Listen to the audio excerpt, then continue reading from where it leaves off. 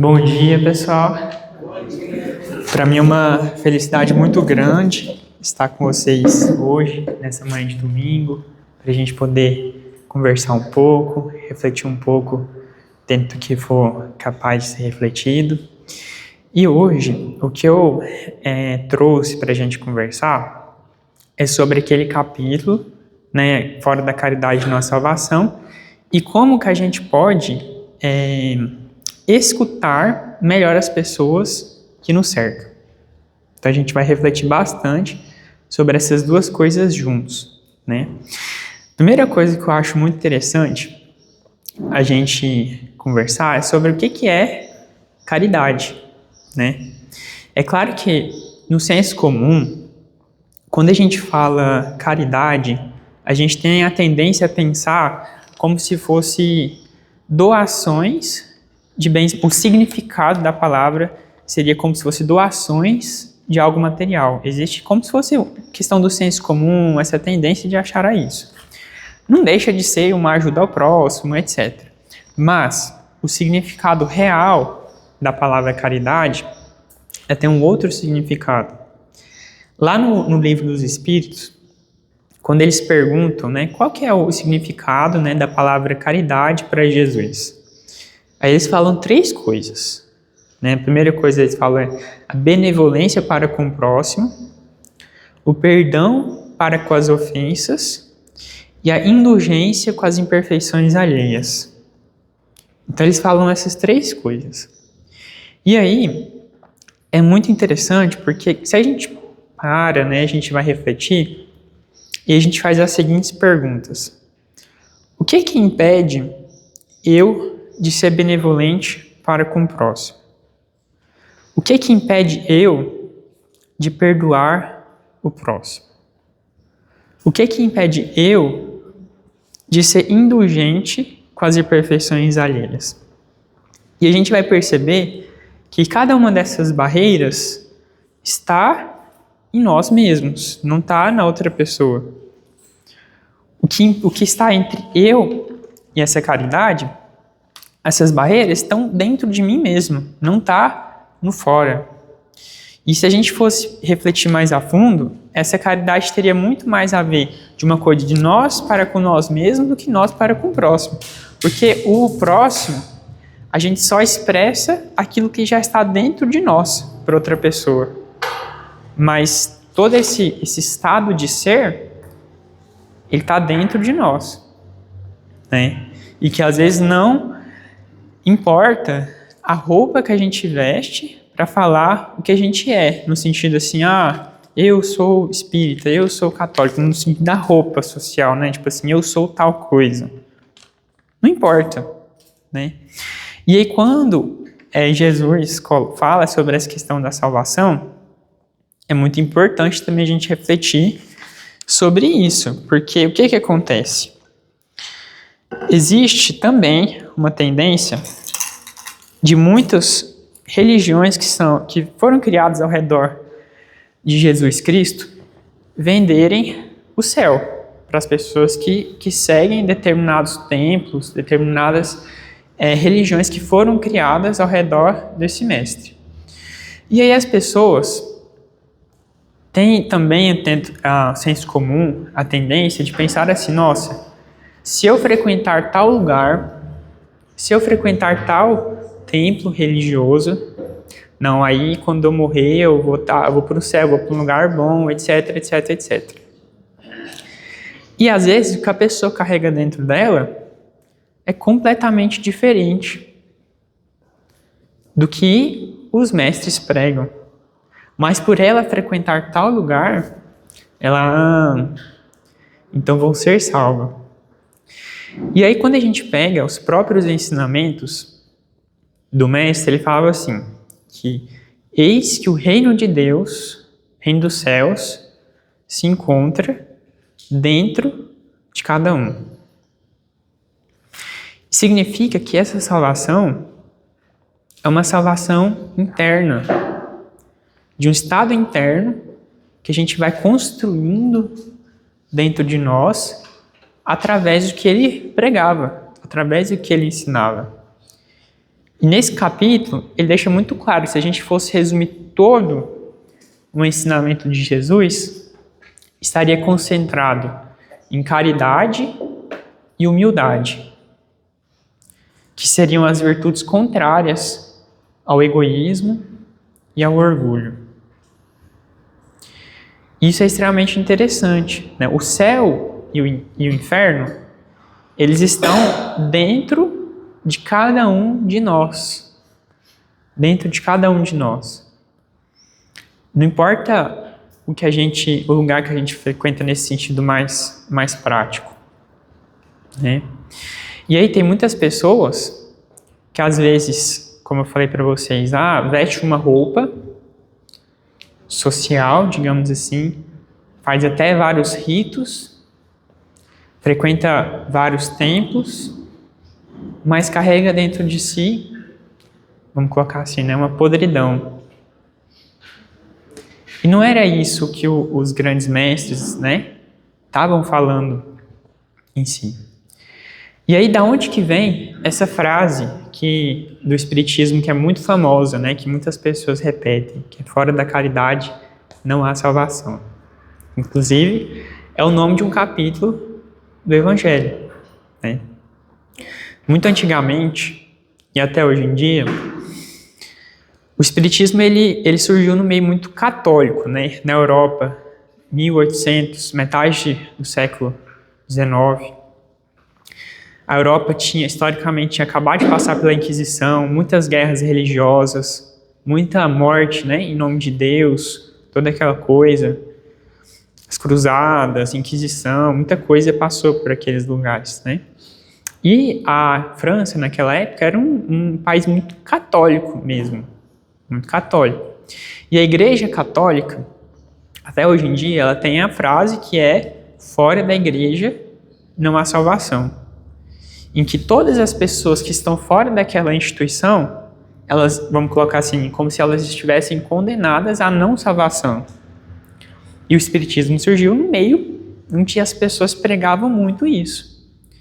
E aí, a grande questão que esse capítulo também coloca ele deixa muito claro isso nesse capítulo, que o Espiritismo, ele não tem a pretensão de ensinar toda a verdade. E por isso que ele não fala que fora do Espiritismo não há salvação, porque isso também não estaria certo, não estaria correto. E aí ele faz um paralelo também, em que ele fala que se a pessoa falasse a frase fora da verdade não há salvação, também estaria errado. E refletir sobre isso, é refletir sobre uma postura de humildade, profunda humildade. E eu vou contar para vocês algumas histórias para a gente refletir aqui. Tinha um mestre, né? Aí ele virou para o discípulo e falou assim: meu filho, se você souber me dizer quantas estrelas que existem no céu, eu vou te promover a grande sacerdote do mosteiro. E aí não deu outra, né? O discípulo foi lá contar quantas estrelas que existiam no céu. Ele tentou uma vez, tentou 2 vezes, tentou 3 vezes, tentou várias vezes contar quantas estrelas que existia no céu. Até que ele percebeu que aquela tarefa era impossível, né? Não tinha como saber quantas estrelas que existia no céu. Aí ele chegou no mestre dele e falou assim: mestre, olha, essa tarefa que o senhor me deu é impossível, não tem como saber quantas estrelas que existem no céu. Mas o senhor que é o grande sacerdote, quantas estrelas que existem no céu? Aí o mestre virou para o discípulo e falou assim: meu filho, eu sou o grande sacerdote exatamente porque eu não sei quantas estrelas que existem no céu. E às vezes a gente concebe o sábio como aquela pessoa que tem o conhecimento supremo da vida, de uma pessoa encarnada, digamos assim. E às vezes é o contrário. Às vezes a pessoa que vamos colocar assim, de uma forma mais direta, que acha que sabe, não sabe nada. Ela não tem consciência da sua própria ignorância. Isso ter consciência da própria ignorância é muito importante. Quantos de vocês já foram numa praia ou num rio? Acho que a grande maioria das pessoas já deve ter ido numa praia ou num rio. E aí, se eu fizesse a pergunta para vocês o seguinte: prestem muita atenção no que eu vou falar para vocês aqui agora. Quantos grãos de areia tinha na praia ou no rio que vocês foram? Muitos, né? Não tem como contar. E aí, se eu perguntasse para vocês, quantos grãos de areia tem no planeta Terra? É uma coisa assim que foge até da nossa imaginação, né? Como eu vou saber quantos grãos de areia tem no planeta Terra? E se eu falasse para vocês que os cientistas encarnados mesmo, né? Físicos e tudo mais, eles já chegaram à conclusão, tem muito tempo já, que existem mais estrelas no universo do que grãos de areia no planeta Terra. Então, um cientista que ele é muito famoso, um astrônomo, que é o Carl Sagan. Ele já é falecido, né, já desencarnado e tudo mais. Mas quando eles mandaram uma sonda, que agora eu não vou lembrar para onde que foi, eles viraram ela e tiraram uma foto da Terra. E a Terra no meio dessa imensidão cósmica.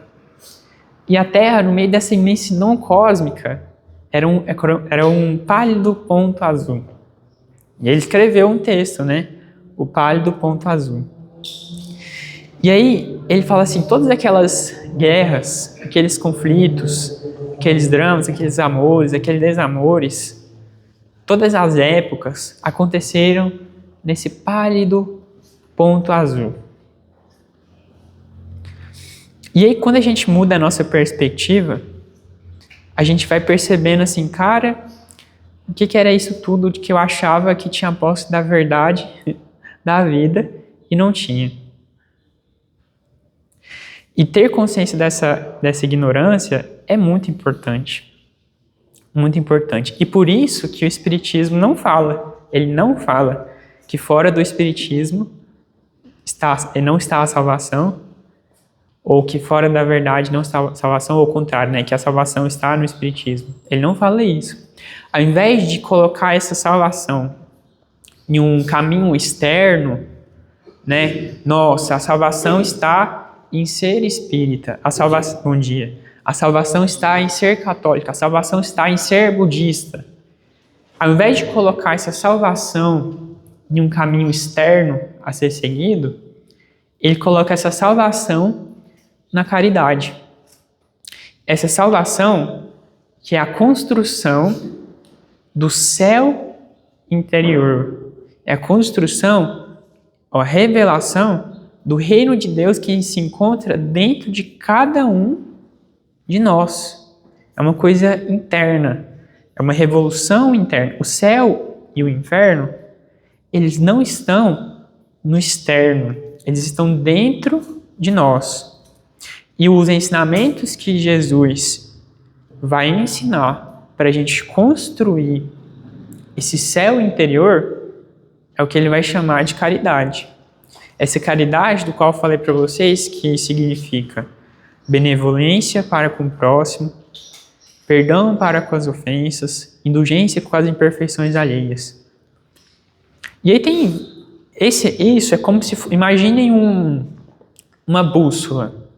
O norte seria essa caridade. O caminho até esse ponto é o aprendizado que a gente precisa ter. E aí tem uma pergunta assim, né, que eu gosto muito de fazer, para mim inclusive, que eu sempre algumas vezes falo nas minhas palestras, que é uma reflexão interna de cada um de vocês. O quanto que a gente consegue ser feliz vendo a felicidade do outro? É uma pergunta boa, assim. Quanto que a gente sente felicidade com a felicidade do outro?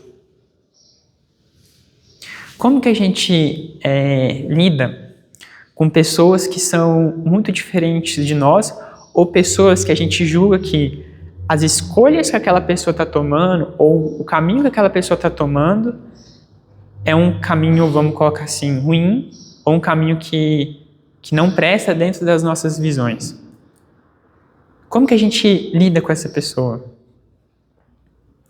Tudo isso pode ter um potencial muito grande de gerar um conflito ou de gerar uma harmonia. E o quanto que outras pessoas já viraram para vocês dentro do coração de vocês, tinham um conforto muito grande dentro do caminho que vocês estavam seguindo, e que outras pessoas viraram para vocês e julgaram profundamente. Como que cada um se sentiu?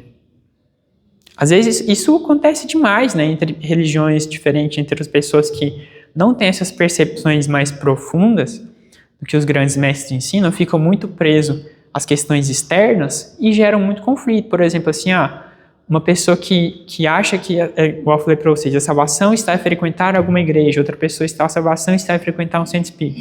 Quando a gente coloca essas duas pessoas para conversar, muito provavelmente vai ter conflitos, né? E isso a gente poderia extrapolar para outras áreas da vida. E aí eu sempre conto, né, essa parte do Evangelho também, que é um dos primeiros capítulos, em que é o meu reino não é deste mundo. O último tópico desse capítulo é o relato de uma rainha francesa, né? E aí essa rainha francesa, ela fala assim, né, que quando ela estava encarnada, ela viveu de um desequilíbrio muito grande na vida terrena, né, achando superior a todo mundo, desprezando um monte de gente, e etc., né, de um profundo desequilíbrio, assim. E ela conta isso. E aí, quando ela desencarnou, e ela foi se encontrar diante de uma outra realidade, ela teve um choque muito profundo. Um profundo, assim, choque de vida, de visão, etc., etc. Ela teve todo um aprendizado ali. E aí, no final, ela diz o seguinte. Quem, melhor do que eu, para entender esse ensinamento de Jesus, que o meu reino não é deste mundo. Ela fala assim, quem melhor do que eu? Ou seja, a pessoa que viveu na maior trevas dessa vida, ainda assim foi uma das pessoas que mais aprendeu sobre os ensinamentos de Jesus. Se os mestres do alto, se a pessoa precisasse, se ela precisasse seguir tal caminho para aprender a vida, então todo mundo teria que ser tal coisa, mas não é isso que os mestres do alto fazem. Inclusive, pegando o exemplo do Espiritismo, tem muitos países na face desse planeta que não sabem nem o que é Espiritismo. Ainda assim, as pessoas que lá vivem, elas têm um aprendizado da vida. Que o aprendizado da vida, ele não está ligado num caminho externo, ele está ligado na forma como a gente vive a nossa vida. Isso que vai trazer o aprendizado da vida. É por isso que esses grandes mestres vão nos ensinar é como que a gente pode viver a nossa vida diferente. Porque o aprendizado está na vivência. Aqui eu estou conversando com vocês, mas o aprendizado não está aqui. Está na vida de cada um. No que cada um vai viver. E é igual essa rainha francesa. Ela viveu nas maiores trevas da vida, ainda assim o que ela aprendeu foi sobre a luz. E ter essa reflexão é como se a gente criasse uma leveza no nosso interior de quando a gente vai se relacionar com as pessoas que estão ao nosso redor. Da gente poder, agora eu já vou entrar nessa coisa da escuta, né? Da gente poder escutar o outro, da gente poder sentir o outro realmente, ter essa leveza de não impor nada para o outro, né? Nesse sentido mais prático. E aí, tem uma história que é muito interessante, que é do mestre que não ditava caminhos, né? Eu gosto muito dessa história também, que vai elucidar isso que eu acabei de falar para vocês. Tinha um mestre que ele era muito famoso, assim, as pessoas consideravam muito ele, e as pessoas iam até ele, valorizavam demais a sabedoria dele, gostavam muito de escutar ele. Só que tinha um detalhe desse mestre. Ele nunca ditava caminhos para as pessoas. E os discípulos dele ficavam muito encucados, né? Falaram assim, mestre, mas como assim? as pessoas te valorizam tanto, né? Por que que o Senhor não fala para as pessoas seguirem tal caminho que elas vão seguir? Mas o Senhor não fala. E aí os discípulos não entendiam muito bem, né? Aí o mestre virou para eles e falou assim, tá vendo? Você já viu uma floresta, meu filho? Ele já. Pois é, a sua resposta está na floresta. Aí ele falou assim, como assim, mestre, a resposta está na floresta? Aí ele falou assim, meu filho, você já viu a semente que está na escuridão do solo e a luz toca na semente? A luz não fala para a semente, faça isso, faça aquilo, siga nessa direção. A luz apenas desperta uma coisa que já está dentro da semente para ela ser o que ela é. Se a luz ditasse caminhos para a semente, certamente não haveria floresta. Certamente não haveria toda a diversidade da vida e toda a riqueza. A luz apenas revela o que já existe dentro da semente para ela ser o que ela é. E isso são as nossas relações humanas, né? Na nossa vida, do dia a dia que a gente vive, seja na nossa família, no nosso trabalho, e etc, etc, etc. Nesse oceano de diversidades também. E aí, quem de nós temos consciência da nossa ignorância? Para a gente poder ter essa postura de humildade, para a gente não ser um ditador da verdade nesse sentido. Então, às vezes o sábio está muito mais ligado com a gente ter consciência da nossa ignorância e a gente ter firmeza na nossa humildade do que a gente achar que sabe e querer ditar caminhos para outras pessoas. E isso é muito importante. Tem a história do Sócrates, inclusive, né? O Sócrates tinha um amigo e aí esse amigo foi no oráculo de Delfos, né? Lá na Grécia Antiga. Aí o oráculo virou pro amigo do Sócrates e falou assim, olha, o Sócrates é o homem mais sábio da Grécia. Aí ele foi lá no Sócrates e falou assim, ó, o oráculo falou, né, que você é o homem mais sábio da Grécia. Aí o Sócrates virou e falou, não, o oráculo tá doidão, não sou o homem mais sábio da Grécia não, toda aquela coisa. Aí a missão do Sócrates passou a ser provar que o oráculo estava errado, que ele não era o homem mais sábio.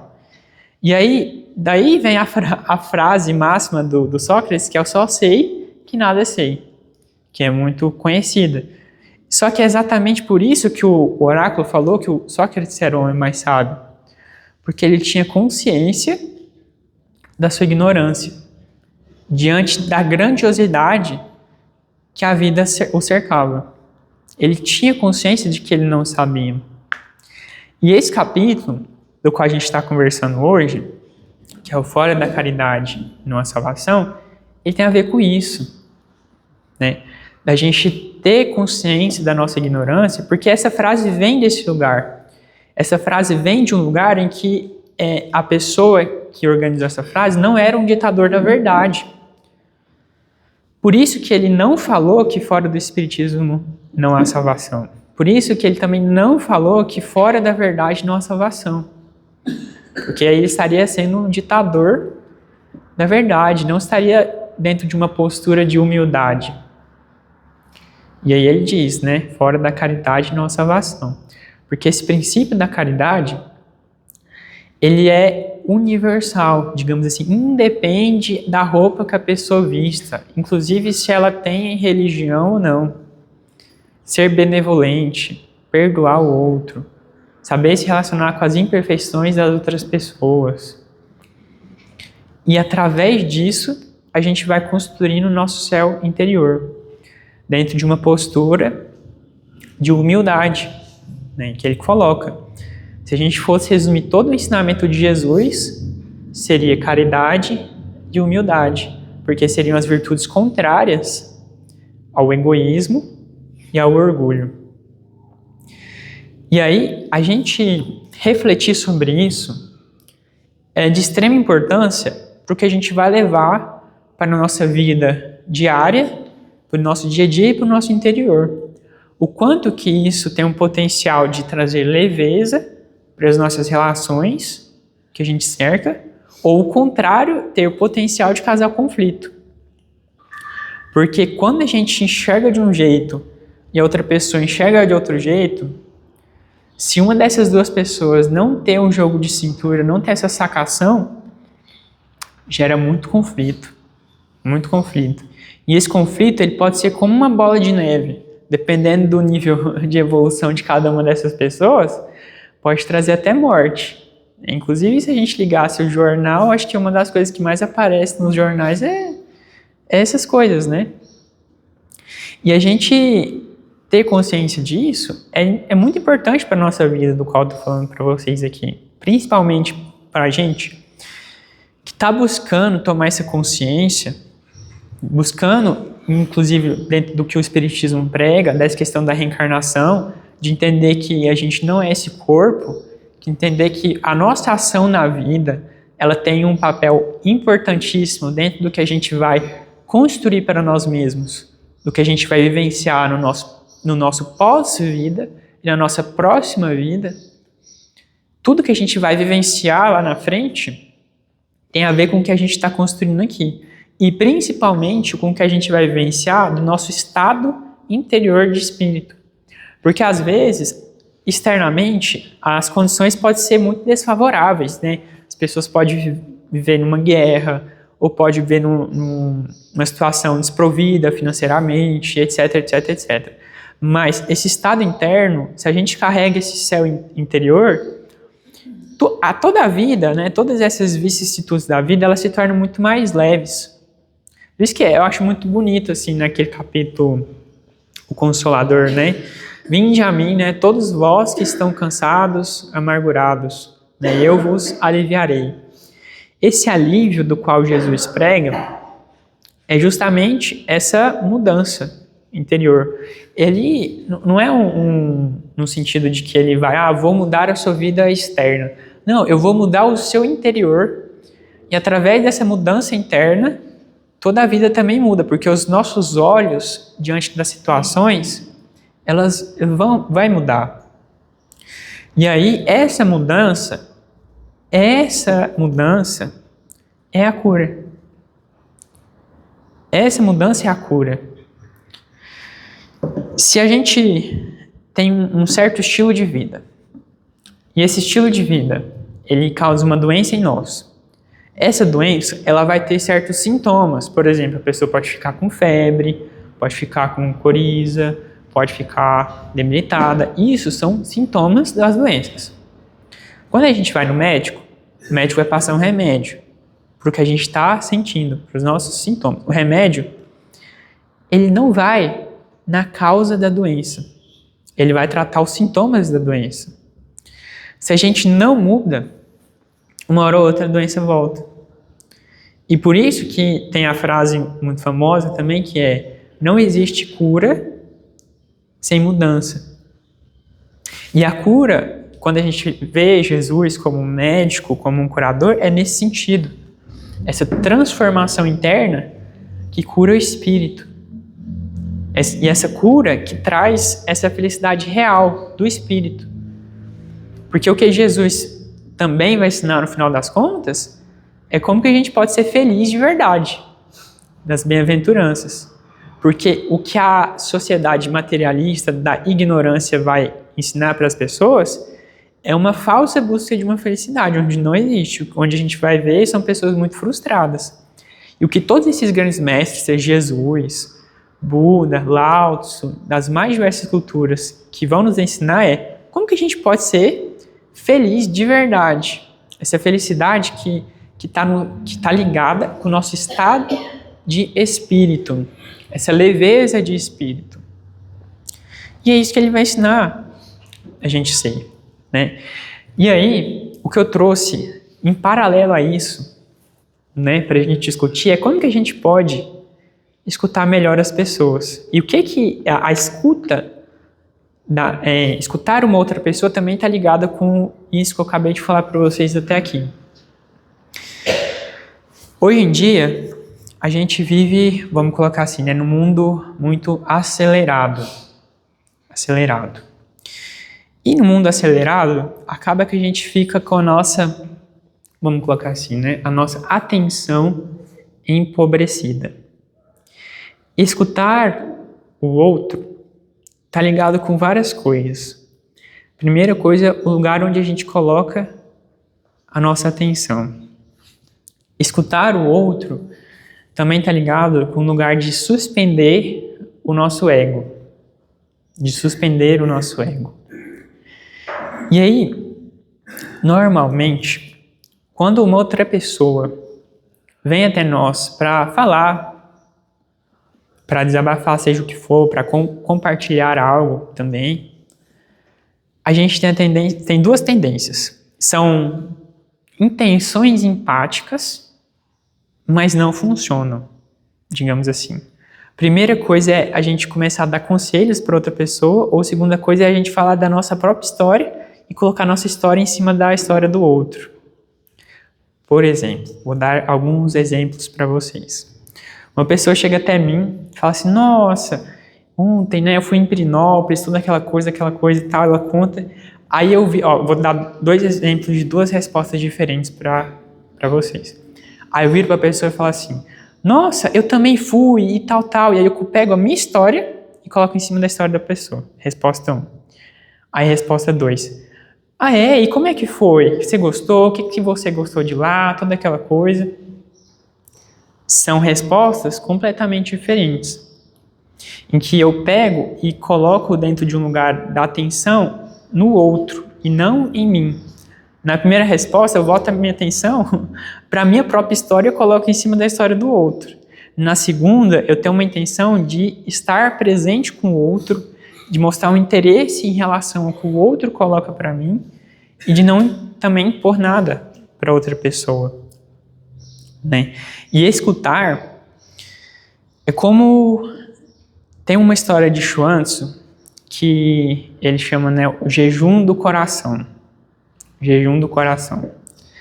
E que tinha um discípulo que ele queria ir até um reino em que ele falava assim pro mestre, assim, mestre, mas aquele povo lá, ele vive na maior desequilíbrio também, toda aquela coisa, eu vou lá para falar para eles.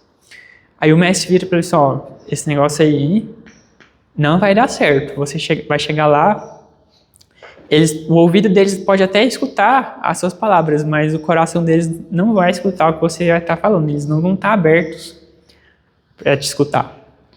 E aí eles vão conversando com o mestre, aí o mestre vira para ele e fala assim, olha, se você quer ter êxito, né, nessa sua tarefa, você precisa fazer o jejum do coração. Você precisa esvaziar os seus sentidos nesse sentido. Imaginem essa sala no qual a gente está. Tem muita coisa dentro dela, né? Imagine se não tivesse essas janelas, que fosse tudo parede e não tivesse essas lâmpadas também. Ia estar tudo na escuridão. E aí olhem para essas janelas. As janelas nada mais são do que um espaço vazio, onde a luz entra. E esse esvaziar é esvaziar justamente toda essa nossa pretensão de saber. Quando a gente está vazio, a gente está com o outro, a gente escuta o outro. E esse é como se fosse o jejum do coração do qual ele vai falar. E quando uma outra pessoa chega até nós e a gente escuta, e porque esse tipo de escuta também é uma forma de ajudar outra pessoa, né? De trazer todo um conforto interno para outra pessoa. Só que a gente não aprende muito bem isso. E quando a gente leva a nossa atenção até a outra pessoa, com esse interesse genuíno, né, de escutar o outro, de ausentar a nossa história para colocar o outro no lugar principal naquele momento, o outro se sente escutado. É como se a gente, indiretamente, vamos colocar assim, a gente desse uma prova de escuta para o outro, em que a gente não pega a nossa história e coloca sobre a história do outro, a gente escuta o outro realmente. Isso tem um lugar que é quanto mais a gente dá, mais a gente recebe. Existe a tendência da outra pessoa, quando ela se sente escutada, ela também escutar a gente. E tudo isso é um treinamento, né? De como que eu escuto a outra pessoa, de como que às vezes as minhas palavras saem até no automático, no sentido assim, do que eu falo para outra pessoa e do que eu coloco nas minhas palavras depois também. Porque dentro desse lugar, às vezes de dar conselhos para outras pessoas, é um lugar delicado. E tudo isso, meus amigos, não é que seja errado, mas é como que a gente pode aperfeiçoar a nossa forma de escutar o outro. Tem uma intenção positiva, mas como que a gente pode aperfeiçoar? Porque quando a gente dá conselhos nesse sentido mais prático, direto, é como se a gente estivesse sendo um ditador das verdades, do qual eu contei para vocês. A gente não conhece a história da outra pessoa realmente, o que passa internamente dentro da outra pessoa, para saber o que é melhor de fato para o outro. E se a gente vira para outra pessoa e fala assim, olha, você tem que fazer isso, e outra pessoa vai lá e faz isso e dá ruim, quem vai viver as consequências dessa escolha é a pessoa, não é a gente. E existe uma responsabilidade ali do que a gente dita para outra pessoa fazer. E quando a gente tem essa postura diferente e o outro se sente escutado, essa escuta real, onde a gente prova dessa forma, entre aspas, do qual eu falei para vocês, que a gente escutou o outro, é também um movimento de cura em relação ao próximo, né? Que hoje em dia, vamos colocar assim, né, nesse mundo acelerado, existe muita demanda por empatia e pouca oferta, né? Poucas pessoas que estão internamente também abertas diante de tudo isso do qual eu falei para vocês, para escutar o outro. Porque escutar o outro também tem muito a ver com a gente ter consciência da nossa ignorância, a gente ter uma postura de humildade e a gente realmente estar presente e levar nossa atenção para outra pessoa, levar o nosso foco para outra pessoa, mostrar esse interesse, essa curiosidade diante do que o outro fala para nós. Tem um pesquisador sobre essa questão da escuta que é muito bom, que se chama Thomas Brieux, é um francês, em que ele fala assim, né, que a empatia não é adivinhar o que o outro sente. Empatia é dizer o que nós sentimos diante da história do outro, diante do que outra pessoa fala pra gente e a gente fala para ela diante da história dela. Nossa, realmente é muito difícil isso que você passou, né? E quando a gente muda essa postura, existe o sentimento de ser escutado. E o sentimento de ser escutado é como se aliviasse a outra pessoa também, né? E se a gente fosse resumir, como que a gente, dessa questão da escuta, questão do ego, questão da humildade, essa questão da caridade, tudo está ligado. Como se toda essa fala do qual eu falei para vocês aqui, uma coisa estivesse ligada na outra. Então, meus amigos, é isso que eu tinha para trazer para vocês hoje. Eu espero que a minha fala possa ter servido de alguma coisa para vocês, diante do que a gente conversou sobre esse capítulo do Evangelho, né, que fora da caridade de nossa salvação, e diante desse finalzinho do qual eu falei para vocês, de como que a gente pode escutar melhor as pessoas e como que esse escutar o outro está ligado com tudo isso que eu falei para vocês também. Agradeço muito a oportunidade que o Sebastião me dá de vir aqui conversar com vocês, trocar essas ideias nessa manhã maravilhosa de domingo. Queria muito desejar uma ótima semana para todos nós, um ótimo restante de semana, início de semana, e muito agradecido e até a próxima.